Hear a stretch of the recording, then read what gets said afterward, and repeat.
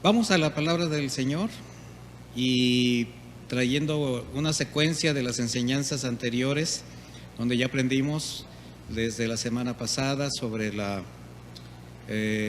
celebración de la Pascua, lo que representó, la pasión de nuestro Señor Jesucristo, su verdadera pasión, todo lo que también es para nosotros que Él haya venido a este mundo con este propósito divino de salvar a una humanidad perdida. Pero vamos a tocar el tema que puede concluir estas enseñanzas y que de hecho sin que hubiera sucedido este evento magnífico, glorioso, pues no se hubiese completado la obra perfecta de nuestro Señor Jesucristo. Y estoy hablando de su resurrección. Hoy vamos a hablar de eso, mis hermanos. Vamos a hablar de la resurrección de Cristo y lo que representa para su iglesia, pero también para el mundo. Tenemos que entender que el Señor vino con un propósito y el propósito finalmente es que estemos con Él por toda la eternidad, y eso es para los que creen. Así que la resurrección de Jesús, mis hermanos, es el evento por demás glorioso donde el Señor establece la vida después de la muerte.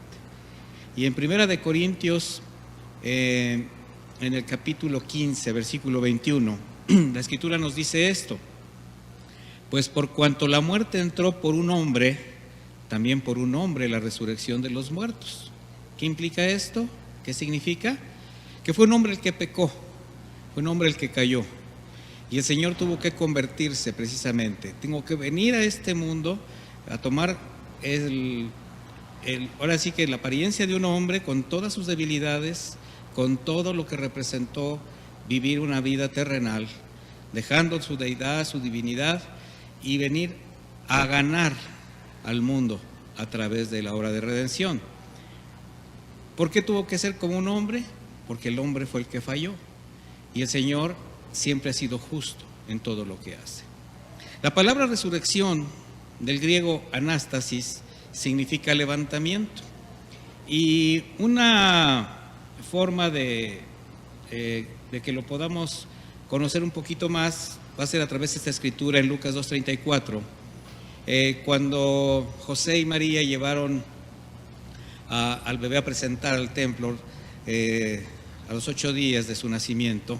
Dice la escritura que un hombre llamado Simeón los recibió, y dice: y los bendijo Simeón y dijo a su madre María: he aquí, este está puesto para caída y para levantamiento de muchos en Israel, y para señal que será contradicha. Mire, aquí estamos viendo la palabra levantamiento, que es resurrección. Simeón, un hombre de Dios, hace un importante señalamiento de lo que representaría para muchos el advenimiento de Jesucristo, ¿verdad? Para muchos, piedra de tropiezo, para los incrédulos, para quienes lo rechazan. Y bueno, resurrección, levantamiento para vida eterna, para quienes habrían de creer en su mensaje y obra de salvación. Y precisamente es el cumplimiento de las profecías en la persona de Jesús lo que da solidez y se afirma la fe cristiana, porque su resurrección es la culminación o señal de vida para quienes creímos. El libro de Apocalipsis, capítulo 20, versículo 6, dice: bienaventurado y santo, o sea, dichoso y apartado, ¿verdad?, el que tiene parte en la primera resurrección. La segunda muerte no tiene potestad sobre estos, sino que serán sacerdotes de Dios y de Cristo y reinarán con Él 1000 años. Obviamente no vamos a entrar a este tema del milenio, simplemente es una escritura que nos permite ver acerca de lo que habla Juan, el apóstol: una primera resurrección y una muerte eterna, una segunda muerte. Mire, la humanidad entera quedó estrechamente unida a Jesucristo en su resurrección. ¿Por qué? Porque Él murió y resucitó por toda la humanidad, o sea, fue un acto para todos. Pero en el caso de los creyentes, ya es por la unión personal que tienen con Él como parte de su propia vida. La escritura en Corintios, 1 Corintios 15, 23, dice: pero cada uno en su debido orden, Cristo las primicias, luego los que son de Cristo en su venida. Cada uno en su orden. ¿Esto qué implica? ¿Qué significa? La palabra orden indica rango. Por tanto, al ser Jesús quien resucitó al tercer día de su muerte por el poder del Espíritu Santo, Él es la primicia en relación a los redimidos. Versículo 3 de 1 Corintios 15 dice: porque primeramente os he enseñado lo que asimismo recibí, que Cristo murió por nuestros pecados conforme a las Escrituras, y que fue sepultado y que resucitó al tercer día conforme a las Escrituras. O sea, todo estaba profetizado. Y esto indica que si bien todos absolutamente seremos resucitados, eso no quiere decir que todos son salvos.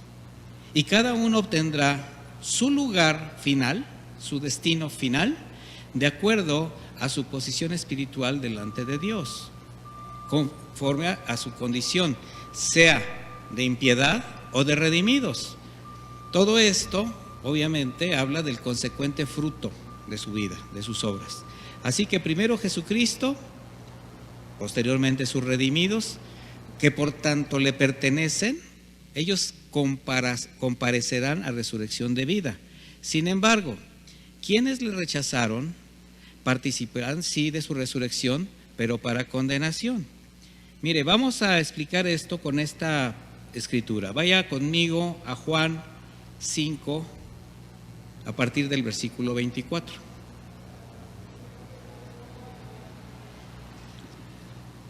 Juan 5, 24 dice así: de cierto os digo, el que oye mi palabra y cree al que me envió, tiene vida eterna, y no vendrá condenación, mas ha pasado de muerte a vida.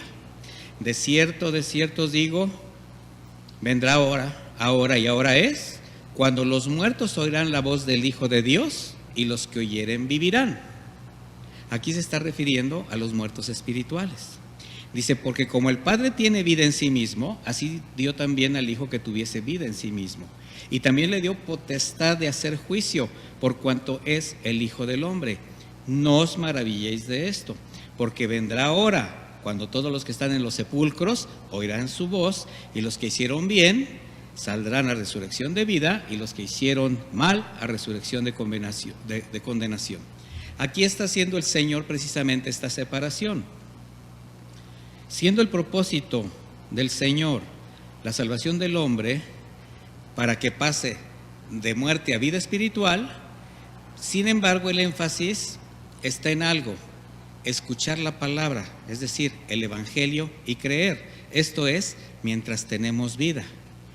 Por tanto, quienes al rechazar la provisión en Cristo Jesús, por consecuencia no nacieron de nuevo, al permanecer en su naturaleza caída, al afirmarse en sus obras o cualquier otro camino, llámese idolatría, recursos personales, también resucitarán, pero para condenación. ¿Por qué?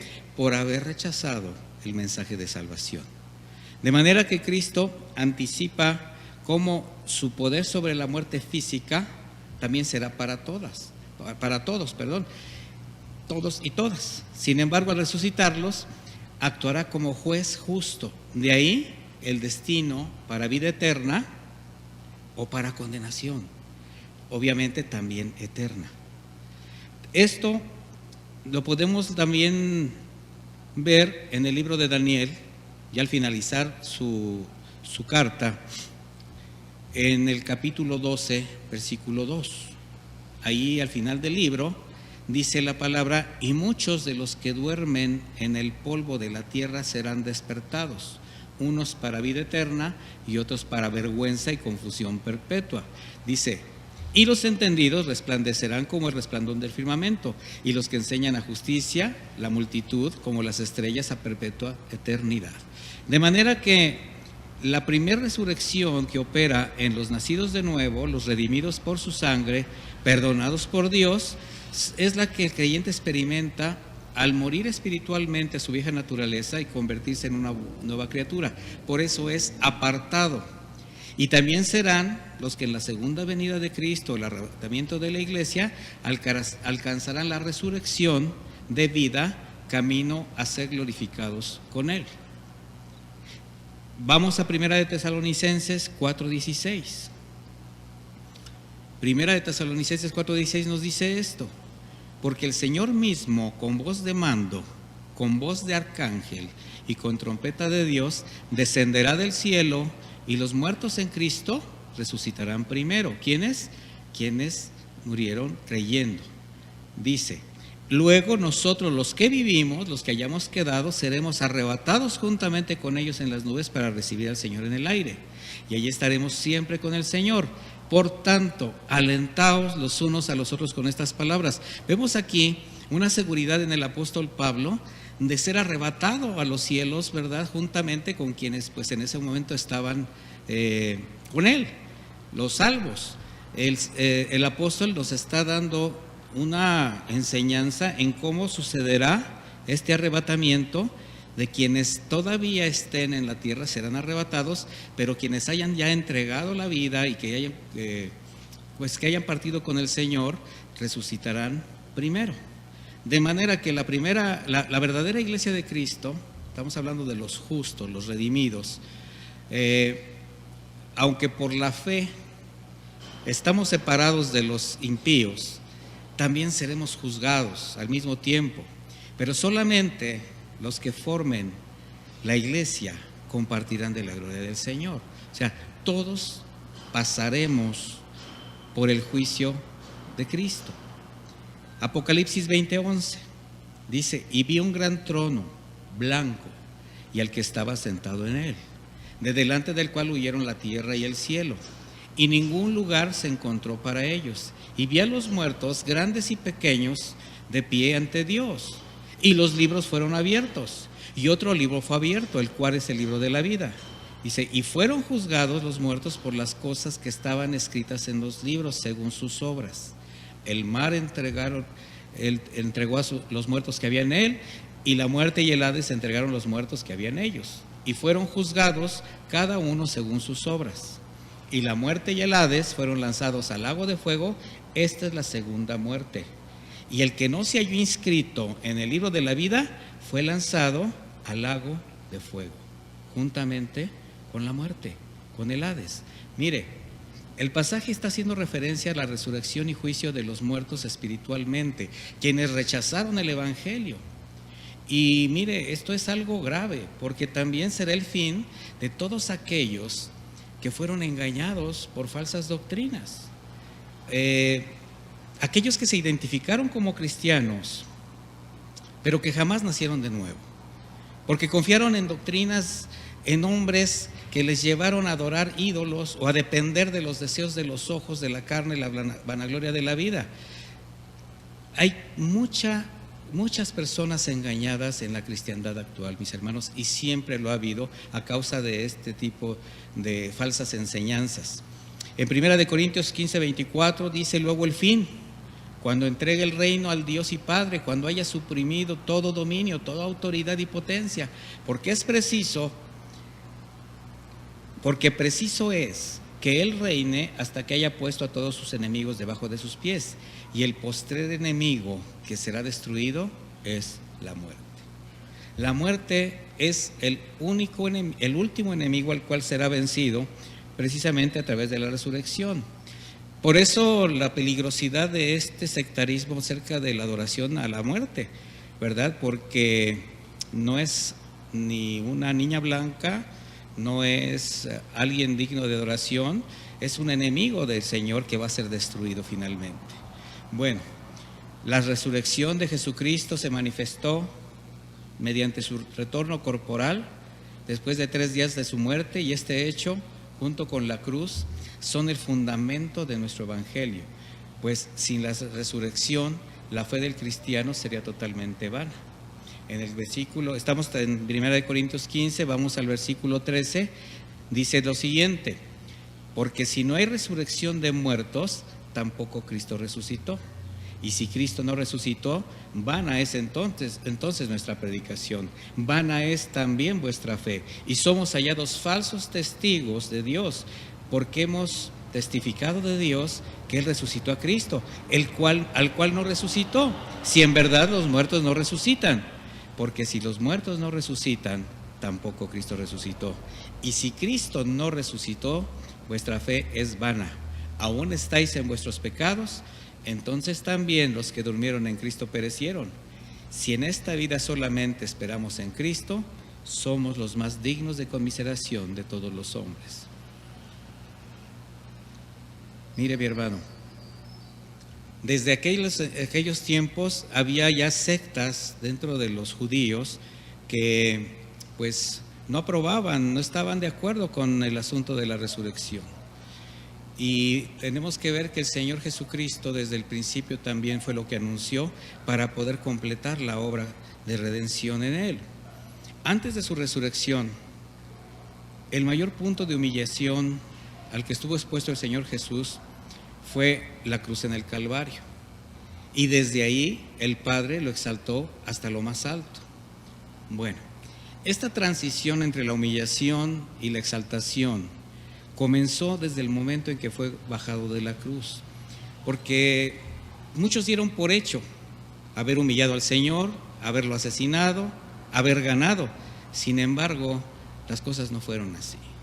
Pero de acuerdo a la costumbre y como parte de la humillación que hacían de quienes habían sido crucificados, pues al morir los dejaban para que fuesen comidos por buitres o simplemente los arrojaban a la gehenna. Esto es la gehenna de fuego, que se deriva de la palabra aramea que significa lugar de la quema. La gehenna de fuego era un lugar ubicado al suroeste de Jerusalén, donde se enviaban los despojos y la basura de la ciudad. Esto era un tiradero, por decirlo así, y por los gases que despedía continuamente, además del intenso calor de oriente, constantemente ardía, y esto se veía de día y de noche. También era el lugar a donde expulsaban a los leprosos, al considerarlos como desechos, porque literalmente los daban por muertos, y esto era por el aspecto que iban tomando conforme avanzaba su enfermedad. Se iban descarnando hasta que finalmente morían en ese terrible lugar. De manera que esta palabra gehenna, que también se traduce como infierno, es mencionada varias ocasiones por el Señor, donde de manera metafórica describe el fuego como condenación eterna para quien está apartado de Dios. Ahora, en el caso del Señor Jesús no fue así. Su cuerpo fue intercedido ante las autoridades romanas por José de Arimatea para que no llegase a ese lugar, cumpliéndose así una profecía más, que además son las que nos ofrecen pruebas de su resurrección. En Isaías 53:9, la Escritura dice: y se dispuso con los impíos su sepultura, mas con los ricos fue su muerte, aunque nunca hizo maldad, ni hubo engaño en su boca. Bueno, el Evangelio de Juan, a partir del versículo 19, Juan 19, a partir del versículo 38, dice: después de todo esto, o sea, después de la muerte, de la crucifixión, José de Arimateo, que era discípulo de Jesús, pero secretamente por medio de los judíos, rogó a Pilato que le permitiese llevarse el cuerpo de Jesús, y Pilato se lo concedió. Entonces vino y se llevó el cuerpo de Jesús también Nicodemo, el que antes había visitado a Jesús de noche. Vino trayendo un compuesto de mirra y de aloes, como 100 libras. Tomaron pues el cuerpo de Jesús, lo envolvieron en lienzos con las especias aromáticas, según es costumbre sepultar entre los judíos, y en el lugar donde había sido crucificado había un huerto, y en el huerto un sepulcro nuevo, en el cual aún no había sido puesto ninguno. Ahí se cumple la profecía de Isaías. Mire, Nicodemo, quien acompañó a José de Arimatea, pues se hizo discípulo del Señor Jesucristo. Recuerde que también él, por temor a los judíos, fue de noche. Y bueno, ambos se juntaron para ungir el cuerpo de Jesucristo. Él trajo una gran cantidad de especias aromáticas, casi 40 kilos. Está hablando de las libras que trajo, La libra romana tenía aproximadamente 327 gramos. Estas especias aromáticas, por su calidad y por su costo, eran de las que se solían usar en los cuerpos de los reyes. Para este proceso, las especies, sobre todo la mirra que llevaba, se pulverizaba mezclándola con los aloes, con aceites, haciendo una pasta con la que se untaba y se rellenaban los pliegues del cadáver.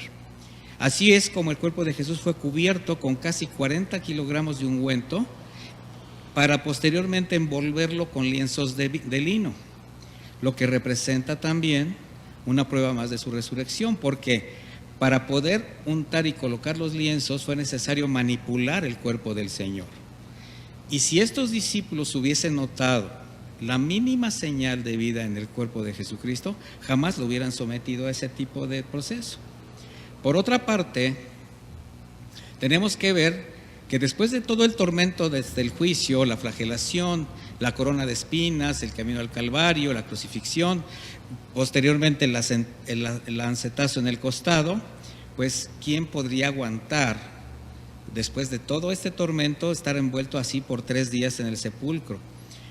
Los evangelios nos narran posteriormente que María de Magdala, acompañada de la otra María, la madre de Jesucristo, junto con otras mujeres, fueron a la tumba con intención de ungir su cuerpo con especias aromáticas, pero se sorprendieron al ver que la piedra estaba removida.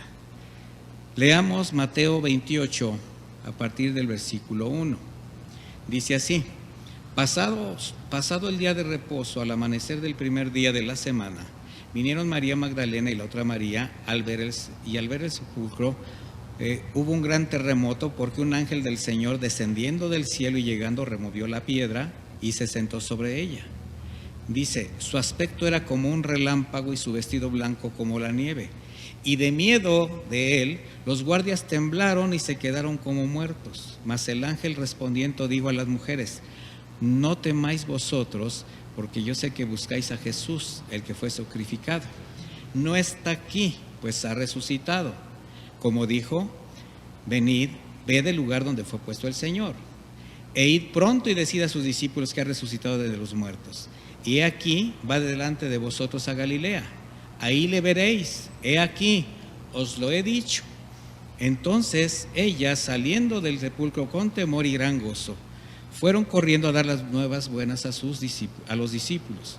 Y mientras iban a dar las nuevas a los discípulos, he aquí Jesús les salió al encuentro diciendo: salve. Ellas, acercándose, abrazaron sus pies y le adoraron. Entonces Jesús les dijo: no temáis, id, dad las nuevas a mis hermanos, para que vayan a Galilea y ahí me verán. Mientras ellas iban, he aquí, unos de la guardia fueron a la ciudad y dieron aviso a los principales sacerdotes de todas las cosas que habían acontecido. Y reunidos los ancianos, habiendo consejo, dieron mucho dinero a los soldados, diciendo: decid vosotros sus discípulos, que sus discípulos vinieron de noche y lo hurtaron, estando nosotros dormidos. Y si esto lo oyere el gobernador, nosotros le persuadiremos y os pondremos a salvo. Y ellos, tomando el dinero, hicieron como se les había instruido. Este dicho se ha divulgado entre los judíos hasta el día de hoy. Aquí vemos cómo, pues, estos religiosos, no obstante haber asesinado al Señor Jesucristo, pues trataban por todos los medios de que no se hablara más de Él. Bueno, ¿a qué nos conduce este pasaje? A algunas reflexiones. Primero, ¿qué posibilidades habría de que el cuerpo de Cristo hubiese sido robado? Esconderlo, fingir la resurrección. ¿Por qué?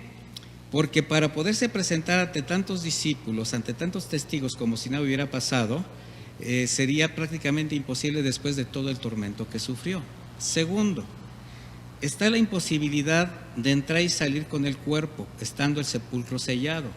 Había una vigilancia de la guardia romana, los cuales, ya leímos en la Escritura, que prácticamente se quedaron petrificados, ¿verdad?, espantados por la presencia del ángel. Ahora, si lo hubiesen robado los ladrones, pues se presume que solamente querían robar el cuerpo, de manera que no se hubieran molestado o perder el tiempo en estar quitando los lienzos adheridos al cuerpo de Jesucristo con casi 40 kilos de ungüento, y después tener aparte el cuidado de enrollar el sudario en un lado aparte, además de los fluidos secos que emanaron de un cuerpo muerto de 3 días y seguramente estaban adheridos a él. Todas estas son pruebas fehacientes de la resurrección de nuestro Señor. A partir de esto, comienzan ahora a darse las pruebas físicas, es decir, la presencia del Señor Jesucristo resucitado delante de sus discípulos. Pruebas que para quienes creemos nos dan la certeza del cumplimiento de este evento glorioso, que cambia radicalmente el rumbo espiritual de la humanidad entera. Dice la Escritura, después de que Pedro y Juan regresaron a ver la tumba vacía, en Juan 20:15, Jesús le dijo: mujer, ¿por qué lloras? ¿A quién buscas? Ella, pensando que era el hortelano, le dijo: Señor, si tú lo has llevado, dime dónde lo has puesto y yo lo llevaré. Jesús le dijo: María. Volviéndose ella le dijo: Raboni, que quiere decir maestro. Esa fue su primer aparición, de las primeras. Dice, ese mismo día también, en el camino Maús, el Señor se acerca a 2 de sus discípulos que muy tristes, abatidos, ya se alejaban de Jerusalén. Después de que el Señor se acerca a ellos y les pregunta el porqué de su tristeza, le dice al Señor Jesús, y esto es en Lucas 24:18, respondiendo uno de ellos, que se llamaba Cleofas, le dijo: ¿eres tú el único forastero en Jerusalén que no has sabido las cosas que en ella han acontecido en estos días? Después del relato de estos tristes y desanimados discípulos, la respuesta que vemos en Jesús fue más una confrontación a su falta de fe. En el versículo 25, el Señor les dice: oh insensatos y tardos de corazón para creer todo lo que los profetas han dicho. ¿No era necesario que el Cristo padeciera estas cosas y que entrara en su gloria? Dice, y comenzando desde Moisés y siguiendo por todos los profetas, les declaraba en todas las escrituras lo que de él decía. En el versículo 30 dice, y aconteció que estando sentados con ellos a la mesa, tomó el pan y lo bendijo, lo partió y les dio. Entonces les fueron abiertos los ojos y le reconocieron, mas él se desapareció de su vista. Y se decían uno al otro, ¿no ardía nuestro corazón en nosotros mientras nos hablaba en el camino y cuando nos abría las escrituras?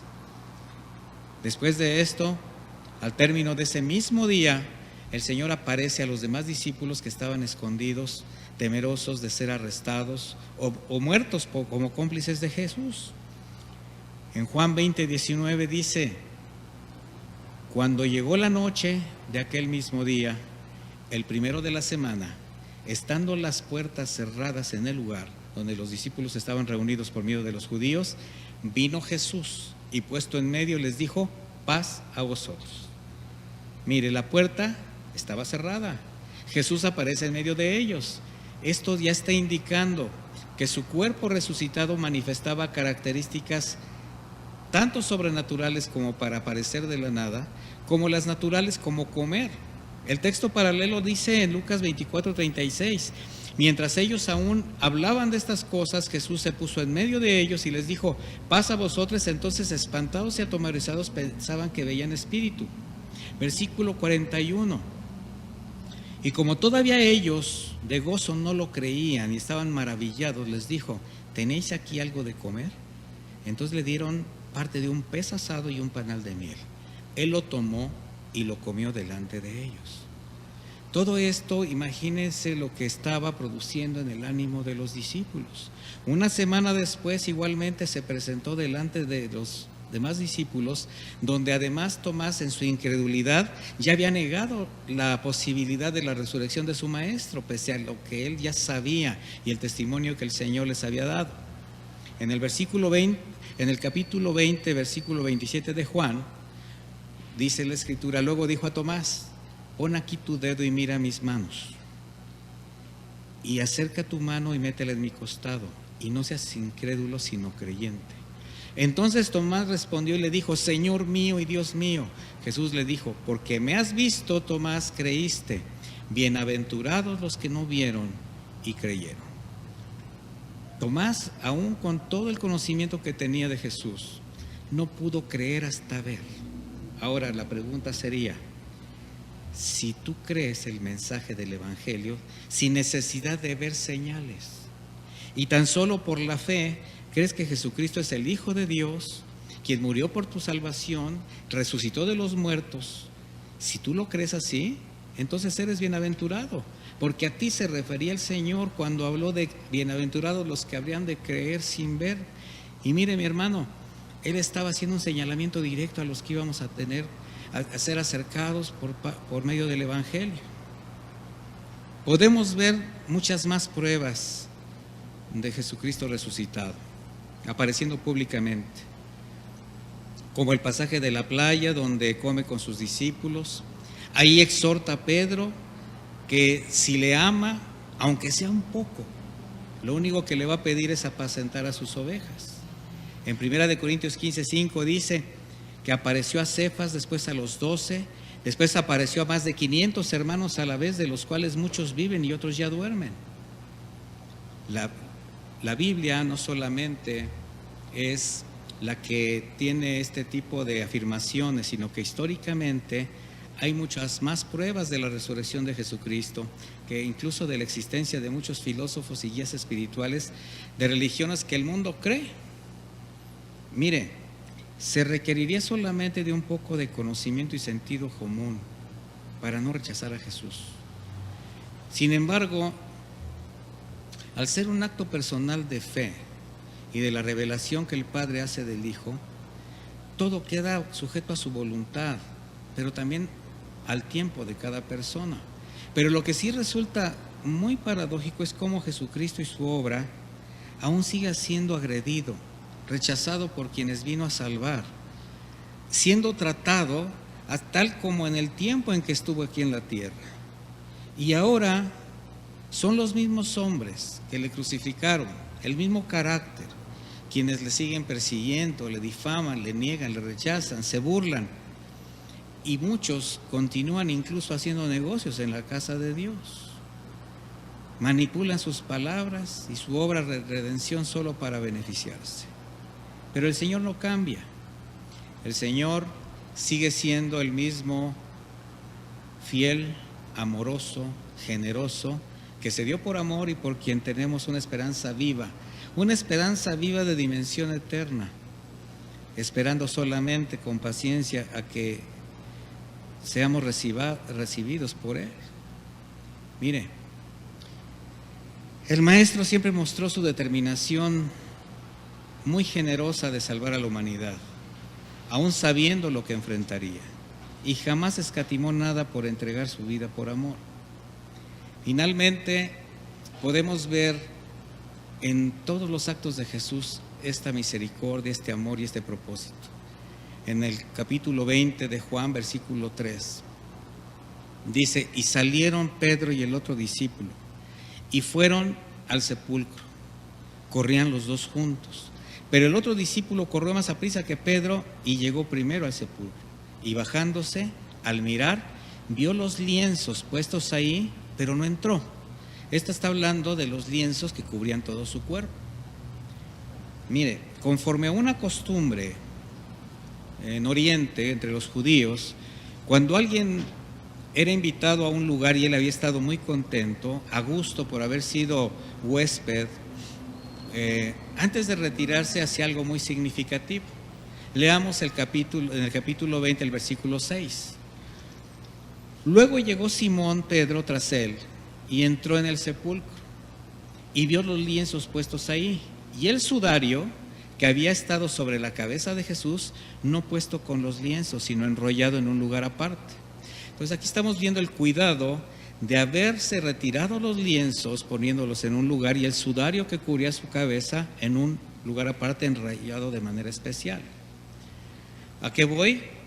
A que cuando alguien era hospedado en un lugar y estaba muy contento, había estado a gusto, en agradecimiento a las atenciones recibidas, tomaba los lienzos que había usado para comer o para dormir, los doblaba de manera especial y los colocaba en un lugar aparte. expresando con este acto el placer de haber estado muy a gusto con las personas de ese lugar. Mire, mi hermano, ahora que conocemos de su amor, de su generoso caminar en la tierra, de todo lo que implicó el venir a salvarnos, dejar su reino, pasar por todo lo que pasó, el rechazo, la humillación durante su pasión, la tortura, las espinas, la cruz, todo el odio que sufrió por parte de quien vino a salvar. Bueno, el Señor, con el acto que hizo, expresó a toda la humanidad: ha sido un placer haber estado aquí. Me gocé de estar entre ustedes. Fue para mí un placer entregar mi vida por cada uno. El libro a los Hebreos, en el capítulo 11, menciona hombres y mujeres fieles a Dios que por su fe fueron sacrificados, fueron torturados, pero ellos estaban convencidos de quién era Dios, de su santidad, de su poder, de a quién servían, y por la fe, dice la Escritura, que solamente se quedaron como mirando al invisible, o sea, se quedaron mirando aquello que no pudieron percibir, que no pudieron ver. Ahora nosotros conocemos todo, ahora nosotros conocemos el sacrificio del Señor y el haber estado en esta tierra pagando por lo que nosotros no podíamos pagar. Sin embargo, abundan todavía quienes el Señor todavía les tendría que decir: porque me has visto, ¿creíste? La pregunta es la misma: ¿en qué está basada tu fe, mi hermano? ¿Por lo que ves, por lo que tocas, por lo que tienes, por lo que haces? Yo te quiero comentar algo: si esa es tu situación, entonces no estás totalmente convencido y solo profesas una religión, algo que te haga sentirte bien para justificar una fe débil, algo así como obtener una credencial congregacional para probar una devoción, aunque ésta no sea para Dios. Sin embargo, ¿qué provocó la resurrección de Jesús en el ánimo de los discípulos? Aquellos que aún habiéndole traicionado, estando escondidos, temerosos a ser apresados, el verlo resucitado, el verlo caminar nuevamente entre ellos, les dio seguridad, les dio la certeza de estar en el camino correcto, de manera que cuando fueron investidos por el poder del Espíritu Santo, salieron a predicar el Evangelio, testificaron con su vida y la dieron por Jesucristo.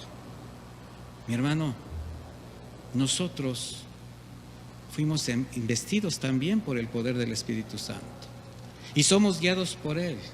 Tenemos las pruebas contundentes de lo que fue desde el nacimiento de Jesucristo, su caminar, su pasión, su muerte, su resurrección, y aún así hay muchas dudas. Así hay muchos que diciéndose creyentes, que diciendo que le aman, se guardan, se esconden. La historia bíblica y secular, por historiadores de la época como Tácito, como Flavio Josefo, narran la forma tan trágica, tan horrenda, en cómo asesinaban a los primeros discípulos, a los seguidores de Jesús en el primer siglo. Y quizás no sea tan importante mencionar cómo murieron estos primeros creyentes y quienes continuaron el camino de la fe durante la historia de la iglesia cristiana hasta hoy. Sin embargo, lo que sí es notorio es que todos quienes estuvieron convencidos también estuvieron dispuestos a dar su vida por defender su fe, con la certeza que la vida y la obra de Jesús, toda, desde su nacimiento, su ministerio, su muerte y resurrección, es una realidad absoluta.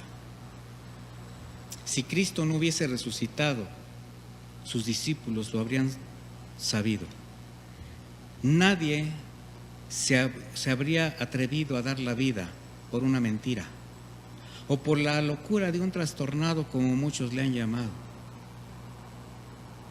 Y el hecho de que miles de creyentes estuviesen dispuestos a padecer incluso de terribles muertes antes que renunciar a su fe, es la mayor evidencia de su seguridad de que Cristo resucitó. Y quienes ahora le seguimos, quienes decimos creer en Él, debemos tener también esa certeza. Por eso también te quiero preguntar algo. ¿Tú crees que Jesucristo resucitó? ¿Que es tu Señor y que por su sacrificio en la cruz ahora tienes un lugar con Él? Mi hermano, si es así, entonces también tiene que haber cambios. Tiene que haber evidencias de tu fe. Tiene que haber evidencias de tu nueva conducta. Una conducta llena de frutos dignos que procedieron del arrepentimiento que te llevó a reconocer tu pecado y clamar por el perdón de Dios. Y entonces, ¿cómo vives ahora tu nueva vida en Cristo resucitado? ¿Qué ha producido en ti el milagro que te hizo pasar de muerte a vida? ¿Qué hizo posible que tu nombre esté escrito en el libro de la vida? Y que ahora como hijo de Dios solo esperas anhelante su regreso. ¿Vives en santidad, negándote a los apetitos de tu carne? ¿Ya no luchas por satisfacer tus propios intereses? ¿Has cedido tus derechos al Señor? ¿Amas a tu prójimo? ¿Ya no pagas mal por mal? ¿Has aprendido a perdonar y a pedir perdón? ¿Eres honesto y hablas verdad? ¿Tu corazón está sano, limpio? ¿No guardas rencor alguno? ¿No hay envidia? ¿No hay raíces de amargura en contra de alguien? Ya no hay maldición en tu boca, sino que ahora es una fuente de bendiciones. Vives en la integridad y santidad que agrada a Dios. Predicas las buenas noticias viviendo en congruencia con la fe que compartes. Mi hermano, si de esa manera vives, si así está madurando tu vida espiritual, si así progresa tu alma, eres bienaventurado. De lo contrario, yo te animo a que hagas un alto y medites. Vuelve tus ojos a Cristo, a su palabra. Recapacita desde dónde te desviaste, qué te ha distraído, qué te hizo voltear los ojos al mundo. Reconócelo, arrepiéntete y comienza nuevamente a vivir la verdadera vida cristiana. Porque algún día, cuando menos lo esperes, Él vendrá. Y por tanto, nos debemos alentar los unos a otros con estas palabras. Jesús vive y algún día estaremos con Él. Que Dios te guarde y te bendiga. Señor, te damos gracias por tu palabra. Muchas gracias por el amor, por la misericordia, por tu vida, Señor, por todo lo que cada día más aprendemos de ti, Señor. Gracias, Señor. No queda más, solamente nuestra gratitud a ti. Pero nuestra gratitud te tiene que manifestar, tiene que hacerse evidente a través de la obediencia, a través de la santidad, a través de una vida que te honre, de ser una ofrenda grata al Padre, que se vaya quemando poco a poco hasta quedar hecha cenizas. Muchas gracias, Padre eterno, porque en ti tenemos la resurrección y la vida. Por ti conocimos el camino, por ti conocimos la verdad. Nos ponemos en tus manos, Señor, bajo cualquier circunstancia, porque tenemos el mejor lugar, el lugar seguro, no importa cuándo. El hecho es que por ti ahí estaremos. Muchísimas gracias, Señor, en el nombre de Jesús. Amén y amén. Que Dios les acompañe.